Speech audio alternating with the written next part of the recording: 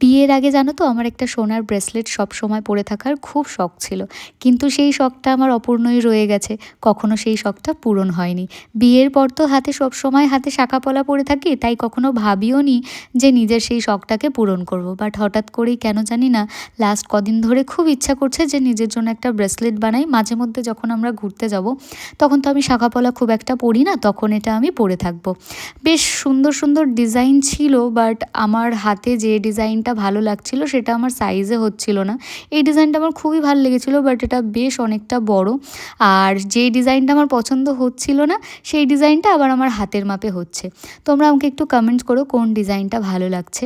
জানো, আমার অনেক বান্ধবীরা বিয়ের আগে দেখতাম পরে আছে, বাট আমার কখনো বাড়ির থেকে ব্রেসলেট বানিয়ে দেয়নি, তাই আমার এই ইচ্ছাটা অপূর্ণই রয়ে গেছে।